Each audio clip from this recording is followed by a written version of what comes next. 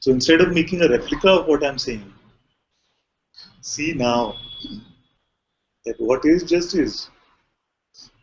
Now what I'm saying what is, I'm referring to the phenomenal appearance of this seeming reality. It is just appearing. These words are also just appearing. These forms are appearing. See how the mind tries to make replicas of these, and that is what seems to get our belief many times. So it's happening with Radha, suppose.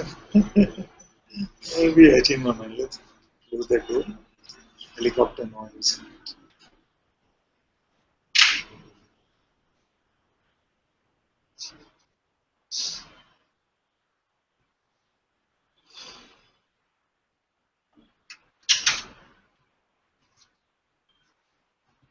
So laughter is coming for Radha. This is just what is. What is as simple as that.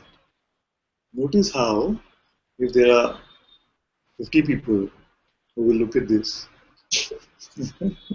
I will say, oh, very good. And the I will say, maybe she's just putting it on. Why can't she just get a grip?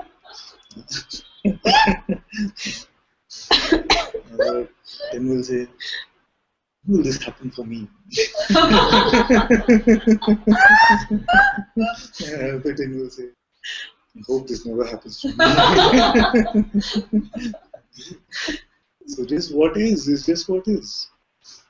The appearance is that there is laughter coming in this form which is in front of me. Not even that is needed for the seeing of this. It is just seeing already without interpretation. So any interpretation of this becomes a idea or a story about this. And this is the cause of all the trouble. Such a simple thing, which is the non-acceptance of just what is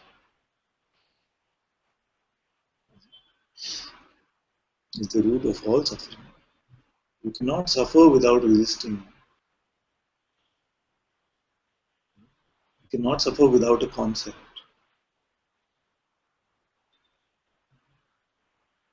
Imagery, descriptions.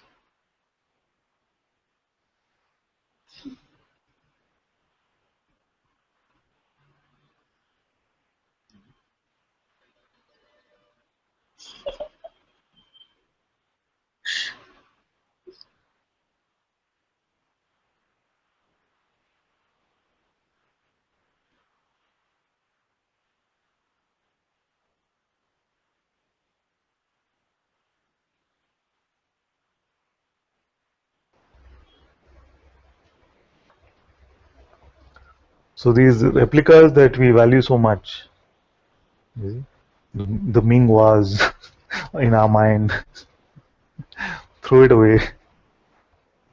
We have replicas of everything, our masters, our relationships, you see, everything, ideas, concepts. And then what happens is that specialness comes because of it. You see, my replica is the best. The master is just what the master is. I think, no, my path, my learning, my master, my inquiry is the best. They just are fighting about the quality of imagination, isn't it?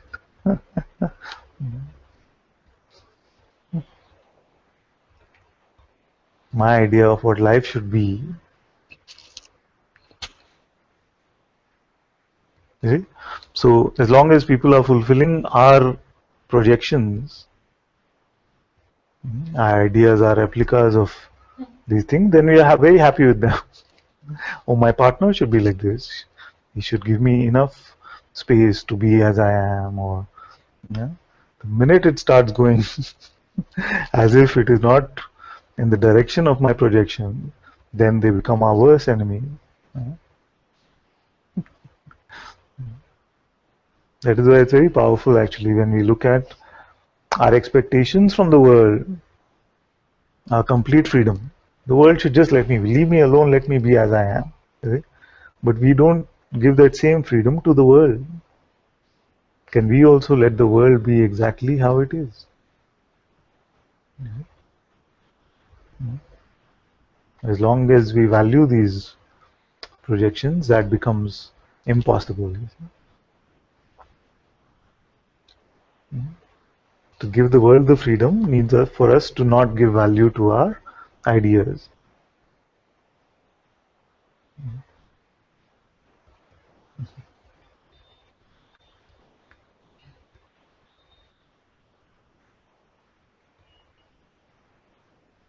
And all of you know this, most of you have been in Satsang for quite some time now, that you cannot suffer without a thought.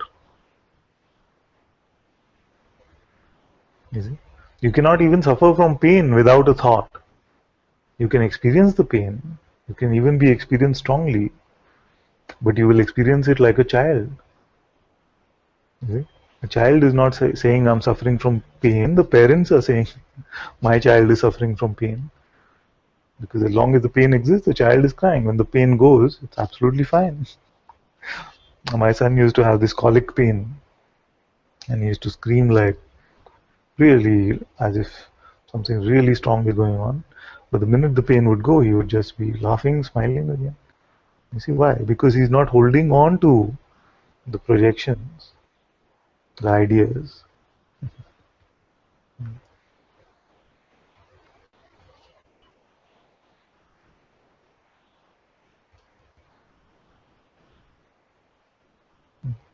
So the purpose might have been for us to feel this deep engagement with this realm.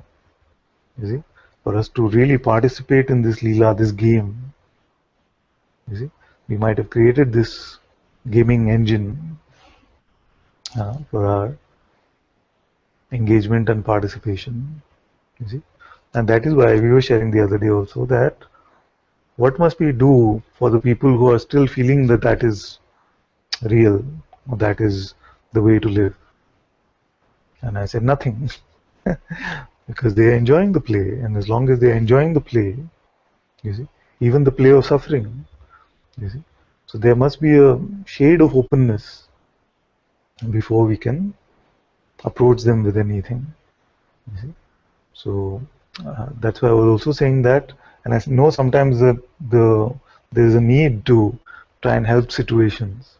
You see, but what to do in those cases is to just knock gently, not try to break the door down. But who are you? Oh no, but who are you know? Can you leave me alone? I'm really going through a lot of grief because my boyfriend left me. But who are you?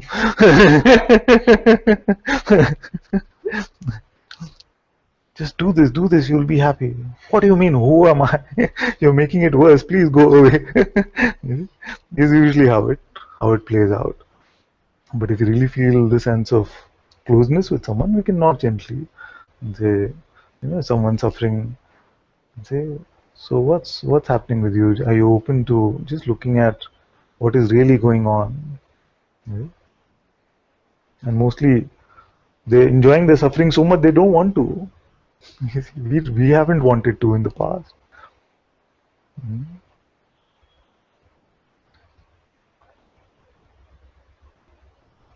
That's why we're not evangelizing anything.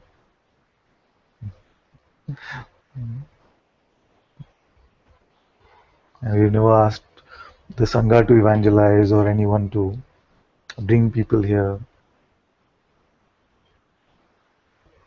Because there has to be, especially for this kind of direct exploration, there has to be some amount of openness.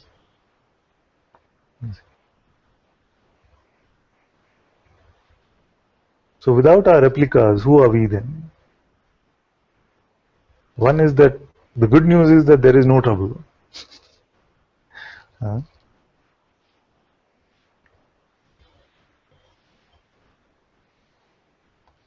But it's also helpful in the contemplation of what is, isn't it? Of what is at the background of even this realm of appearances. Isn't it? Where without our replicas,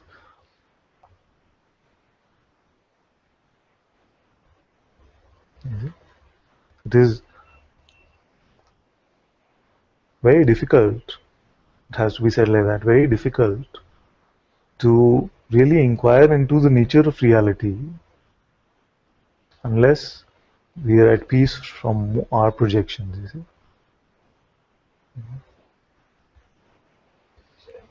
it's very difficult to contemplate or recognize the nature of reality unless we are free from our replicas or our projections, our ideas. So both not believing our next thought and who is aware of awareness, they seem like they are at different realms, which they are. The questions are at different realms, but they actually go hand in hand. Because it's easier to contemplate who is aware or who am I, as long as we are not buying, we've got little used to not buying the thoughts which are coming, you see. Otherwise, the minute we get into the contemplation, the mind wants to attack and confuse and distract and contradict. All these are the very basic ways in which the mind works. Mhm.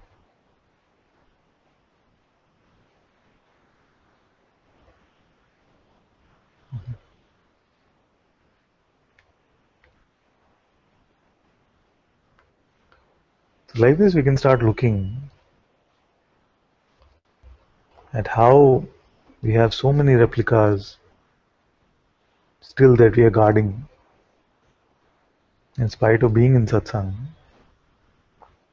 Yeah. And most of them are about our self-image, how I should be seen, what my life should be like.